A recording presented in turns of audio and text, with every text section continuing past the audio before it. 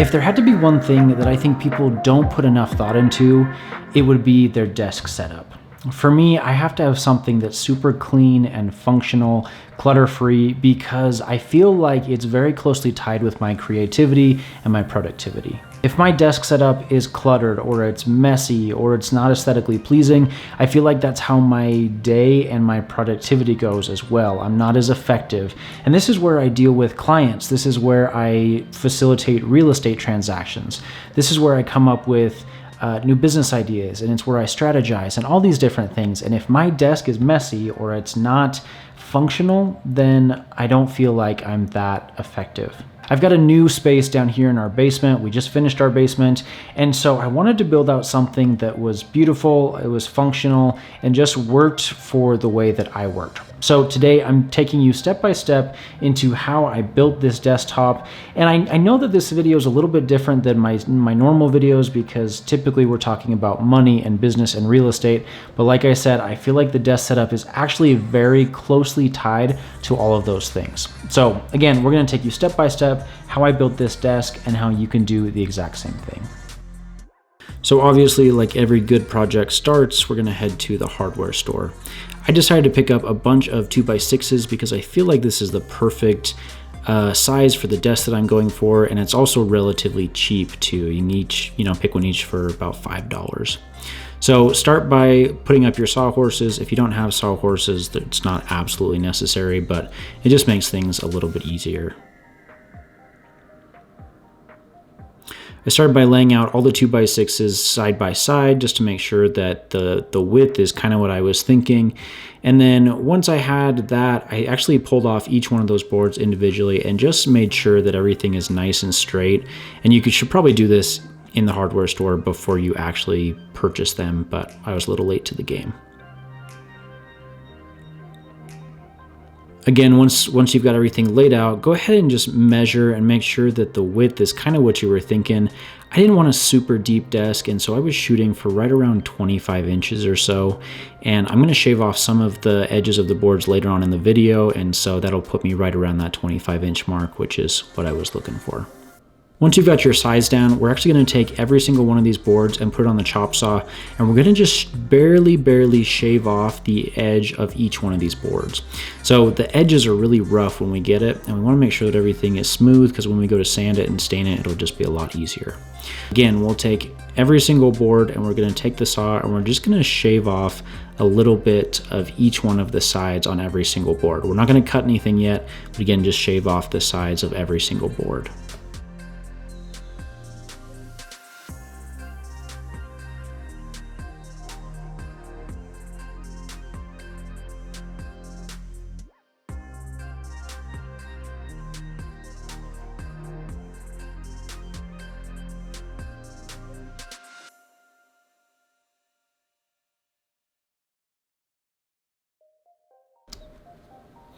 I think it's pretty important to have a miter saw for this. I think you could do it with the circular saw as well, but a miter saw is going to make things a lot easier for you.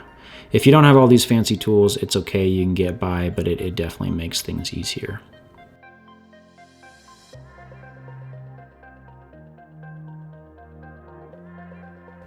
So line everything up, and then just slowly we're going to chop off again each side of one of the boards, and that'll just make a nice clean edge. It's going to get rid of all the rough edges that come when you buy the boards from the store. And then once that's done, we'll put all the boards back, line it up, make sure that everything looks good, and then we'll go on to the next step.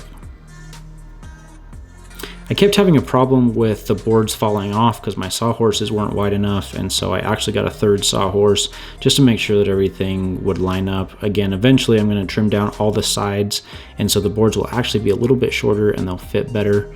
Make sure that all of the clean edges that we just cut off are all going the same way. So if you find a board that's facing the wrong direction, go ahead and flip it around the right way, so all the clean edges, again, are all going the same way. We're going to measure from this end, and so we just want to make sure that everything is clean cut and that all our measurements are going to be exact.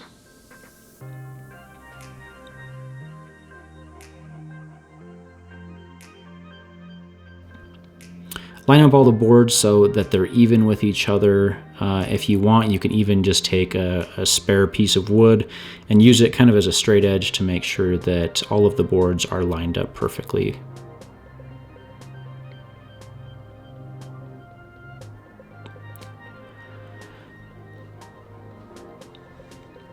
Okay, from here you're gonna go ahead and take your measurement. I didn't want a super wide desk, and so I only wanted it about 5 feet. So go ahead and mark, I mean, you choose the distance that you want, but go ahead and mark however wide you want on every single board. Again, I only wanted 5 feet, and so I'm gonna mark 60 inches on all 5 of the boards.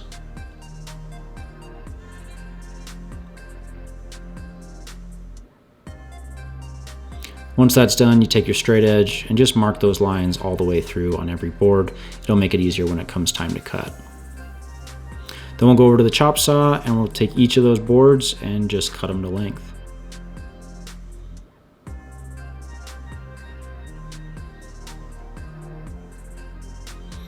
Now this next part, I wanted to make sure that the boards lined up really tightly. I realize that most of you probably don't have a table saw, but it's okay. It's not essential. This is just personal preference. But again, if you want, you can use a table saw or even a circular saw if you want to just go through and shave off all the curved parts on all the boards, and that way you've got a really straight edge that you can take all of your boards and line them up side by side, and it'll just minimize the amount of creases that you have between the boards.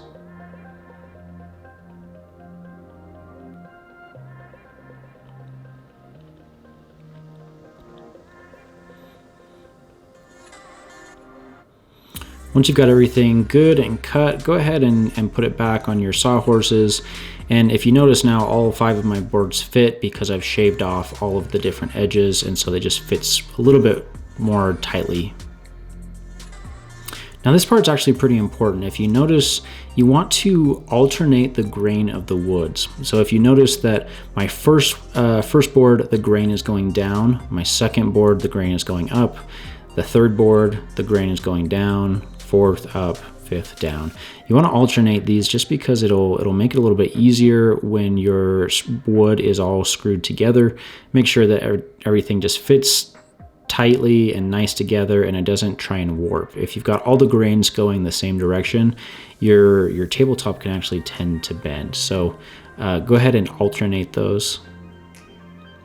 And then now you can see how nice and tight everything fits together. Obviously there's still gonna be a couple gaps, and that's okay. I'm a little bit picky, and so I actually took my planer and used that to shave down some of the sides. And again, this is not necessary for everyone. I realize not everybody has the tools to do this. If you really want to, you can take a sander to the edges and try and sand these down. It's going to take quite a bit longer unless you're taking off a lot of material. But I just took some of the high spots and I shaved it down so that the boards would fit even more closely together. Again, this is just personal preference.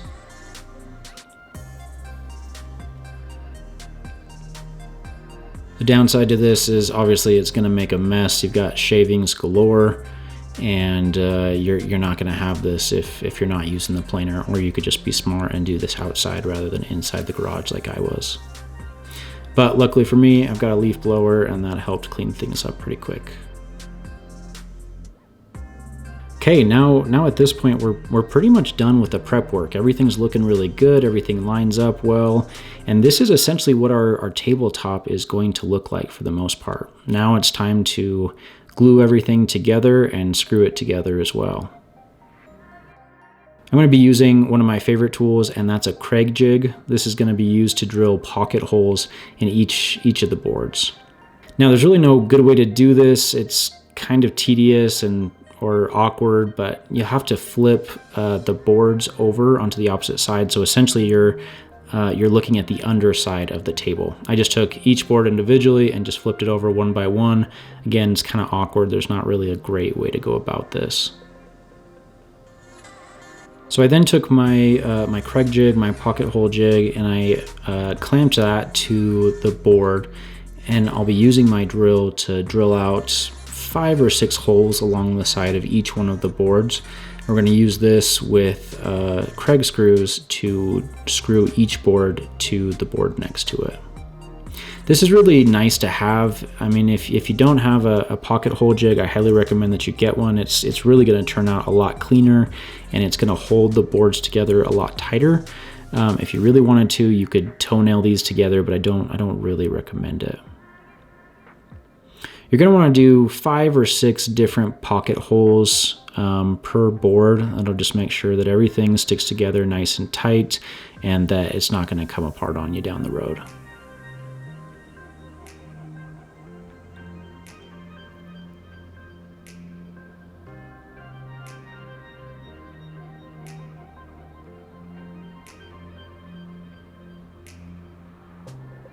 Once we're done, this is basically what it looks like. You're going to have pocket holes all the way down on all of your boards, and we'll just screw it all together.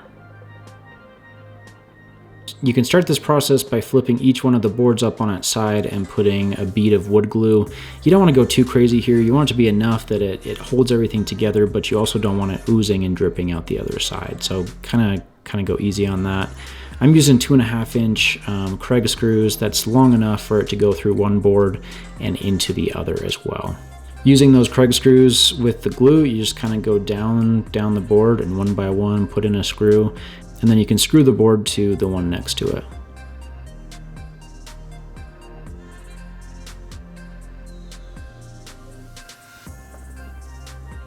And the very last one, you're going to put some glue on, and then you're going to screw the rest of the planks to it.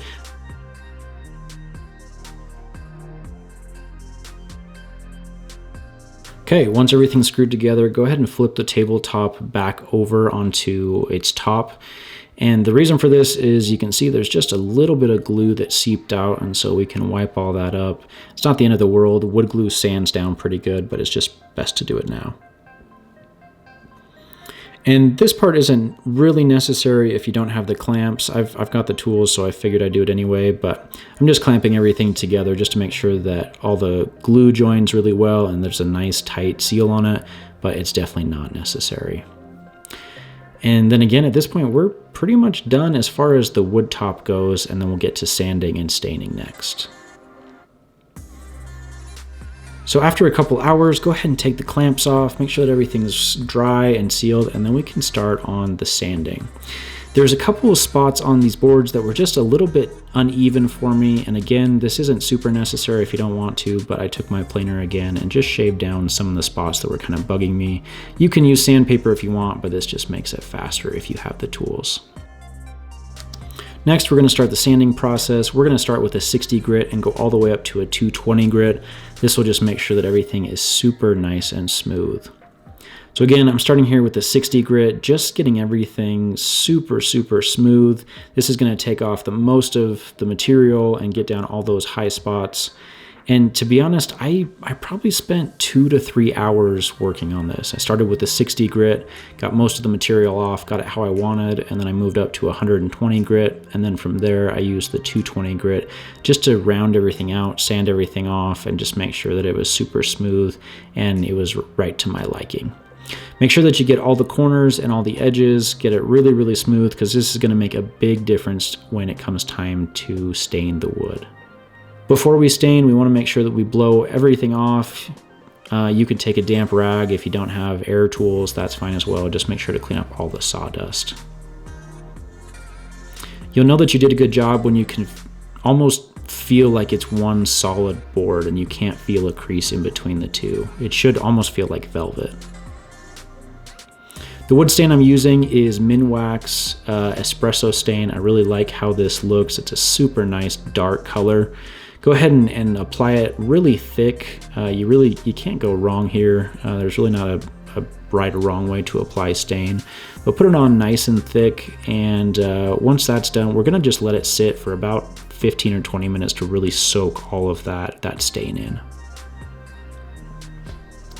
Next, I'm going to grab some mineral spirits. I'm going to just soak an old shop rag in here, and I'm actually going to take this and I'm going to rub off all of the excess stain. If you leave the stain on when it comes time to do the polyurethane, it's not going to really turn out that well, and so just make sure to take the mineral spirits, wipe everything down, and personally, I really love how this is turning out. I love that you can see the lights and the darks in the wood grain, and the mineral spirits just, again, wipes off all the excess and really reveals just that deep, true wood that's been stained underneath.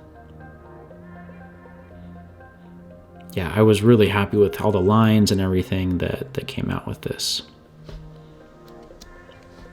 You're gonna wanna let that dry for probably 6 to 8 hours, even overnight, and then we'll start applying the polyurethane. I'm using a Minwax water-based polyacrylic, and go ahead and just apply 2 to 3 coats. You probably wanna wait at least 2 hours in between coats, but I went ahead and did 3 coats of the polyurethane just to make sure that it was really protected and super smooth.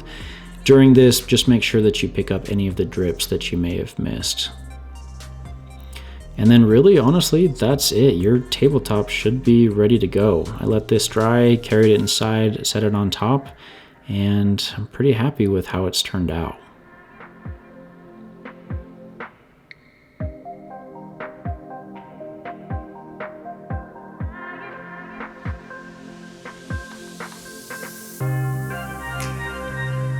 After adding some plants and a lamp, I'm really happy with how this turned out.